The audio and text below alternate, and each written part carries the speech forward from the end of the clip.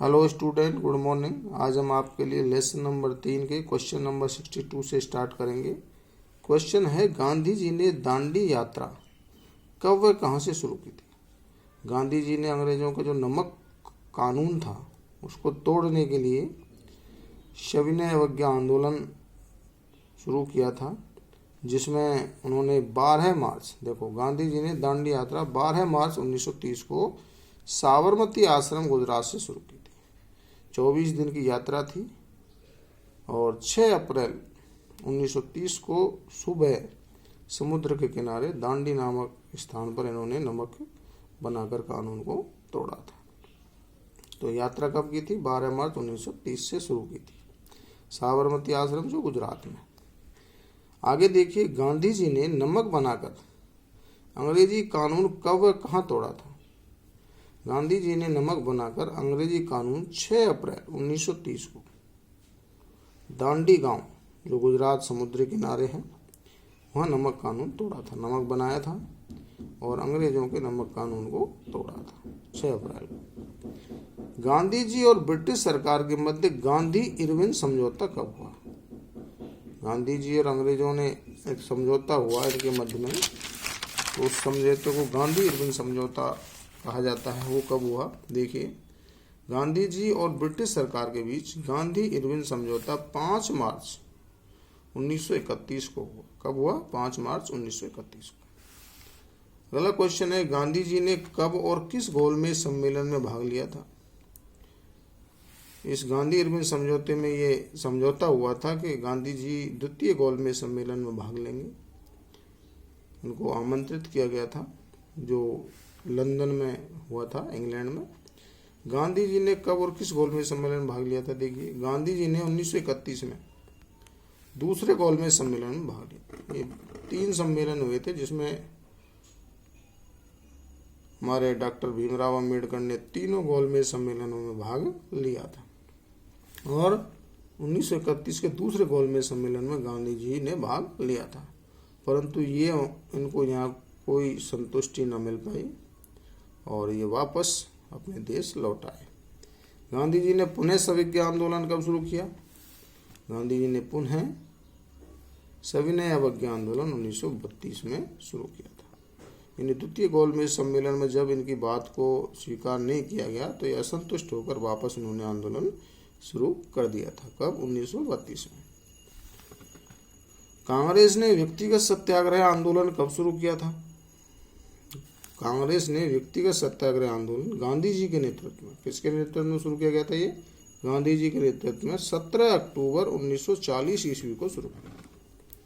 व्यक्तिगत सत्याग्रह यानी व्यक्ति खुद सत्याग्रह करेंगे, खुद उपवास रखेंगे। कांग्रेस के प्रथम व्यक्तिगत सत्याग्रह करने वाले सत्याग्रही कौन थे? तो कांग्रेस के जो प्रथम व्यक्तिगत सत्याग्रह करने वाले सत्याग्रही थे विनोबा भावे, जिन्हें सबसे पहले जेल डाला गया था। 3 महीने की इन्हें जेल भी हुई थी। तो कांग्रेस के प्रथम व्यक्तिगत सत्याग्रह करने वाले कौन थे? विनोबा भावे। आगे देखिए, कांग्रेस के व्यक्तिगत सत्याग्रह में दूसरे व तीसरे सत्याग्रही कौन थे। कांग्रेस के व्यक्तिगत सत्याग्रह में दूसरे सत्याग्रही जवाहरलाल नेहरू तथा तीसरे ब्रह्मदत्त थे। कौन थे? जवाहरलाल नेहरू दूसरे थे और ब्रह्मदत्त तीसरे थे। तो ये महत्वपूर्ण प्रश्न है, ध्यान रखेंगे विद्यार्थी। अगला क्वेश्चन है, गांधी जी के भारत छोड़ो प्रस्ताव को कब व कहाँ स्वीकार किया गया था। गांधी जी ने एक प्रस्ताव रखा था, कांग्रेस जो इनका एक संगठन था, तो उस संगठन के सामने इंडियन नेशनल कांग्रेस, तो गांधी जी के भारत छोड़ो प्रस्ताव को 8 अगस्त 1942 को बम्बई में अखिल भारतीय कांग्रेस समिति की बैठक में इनको स्वीकार किया गया था, भारत छोड़ो प्रस्ताव। तो इसी दिन से इसको भारत छोड़ो प्रस्ताव को स्वीकार करने के बाद ये आंदोलन शुरू हो गया था। गांधी जी ने करो या मरो का नारा किस आंदोलन में दिया था। इसी आंदोलन में, यानी भारत छोड़ो प्रस्ताव में ही गांधी जी ने करो या मरो का नारा दिया था। देखो, गांधी जी ने करो या मरो का नारा भारत छोड़ो आंदोलन में दिया था। इन्होंने ये नारा दिया था, या तो हम आज़ादी को प्राप्त करो अन्यथा अपनी जान दे दो। ये इन्होंने नारा इस आंदोलन में दिया था, भारत छोड़ो आंदोलन में। अगला क्वेश्चन है, कांग्रेस सोशलिस्ट पार्टी के 4 प्रमुख नेताओं के नाम लिखिए जिन्होंने भूमिगत रहकर भारत छोड़ो आंदोलन का संचालन किया था। यानी लोगों को नजर नहीं आए, छुपकर इन्होंने इस आंदोलन को चलाया था। उनमें जयप्रकाश नारायण थे, राम मनोहर लोहिया थे, M जोशी थे, अरुणा आसफ अली थे, जिन्होंने भूमिगत रहकर भारत छोड़ो आंदोलन का संचालन किया था।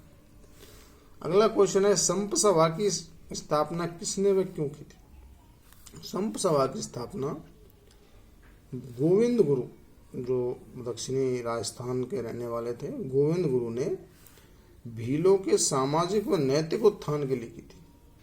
किसके लिए की थी? भीलों के सामाजिक व नैतिक उत्थान। अगला क्वेश्चन है, भगत आंदोलन किसने चलाया था? भगत आंदोलन गोविंद गुरु ने चलाया था। किसने चलाया था? गोविंद गुरु। संप सभा की स्थापना की थी और भीलों के सामाजिक नैतिक उत्थान के लिए इन्होंने ये सभा बनाई थी। और भगत आंदोलन का नेतृत्व इन्होंने ही किया था, जो भीलों का आंदोलन था, किसान आंदोलन। भीलों ने अंग्रेजों के विरुद्ध विद्रोह क्यों किया था? जब अंग्रेजों ने भीलों के परंपरागत अधिकारों का हनन करना शुरू कर दिया, जो उनके परंपरागत अधिकार थे, तो उनको जब छीनना शुरू कर दिया अंग्रेजों ने, तो उन्होंने अंग्रेजों के विरुद्ध विद्रोह कर दिया था, जो एक भगत आंदोलन का रूप जिसने लिया था। आगे देखिए, गोविंद गुरु ने भगत पंथ की स्थापना क्यों की थी? गोविंद गुरु ने भीलों को हिंदू धर्म के दायरे में बनाए रखने के लिए, इसमें हिंदू धर्म के दायरे में बनाए रखने के लिए भगत पंथ की स्थापना की थी। किसने? गोविंद गुरु ने। मानगढ़ की घटना क्या थी? अक्टूबर 1913 में मानगढ़ की पहाड़ी, जो अपने डूंगरपुर बांसवाड़ा क्षेत्र में है, उस पहाड़ी पर एकत्रित हजारों भीलों को एकत्रित किया गया था मानगढ़ पहाड़ी पर, जिसमें गोविंद गुरु भी थे। और अंग्रेजों ने गोलीबारी की, जिस पर चारों ओर से घेर लिया था पहाड़ी को, जिससे 15 से भील मारे गए थे। तो बहुत ही बीभत्स घटना हुई थी ये मानगढ़ की घटना। जिस प्रकार जलियांवाला बाग की घटना हुई थी, इस प्रकार से अंग्रेजों ने इस घटना को अंजाम दिया था। एक ही आंदोलन का नेतृत्व किसने किया था?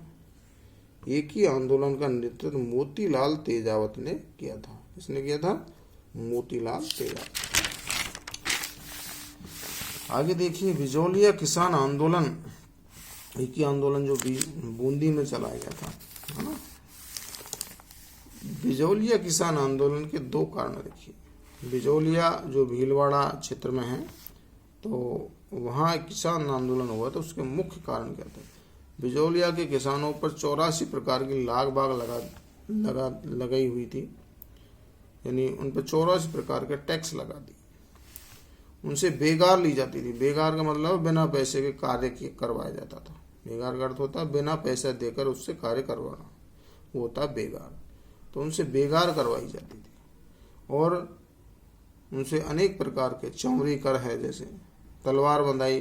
उनका जो वो जागीरदार था किशन सिंह, नया जागीरदार बना था कृष्ण सिंह, जिसको किशन सिंह भी कहते थे। उसने लड़कियों के विवाह पर एक टैक्स चालू कर दिया था, चौमरी कर, तो उसका एक विरोध हुआ था। उसके बाद जो पृथ्वी सिंह ने तलवार बंधाई कर शुरू कर दिया था। तो कई ऐसे कारण थे जिससे बिजौलिया आंदोलन शुरू हुआ था। आपको केवल 2 लिखने हैं। अगला क्वेश्चन है, बिजौलिया किसान आंदोलन कब शुरू किया गया और किसके द्वारा?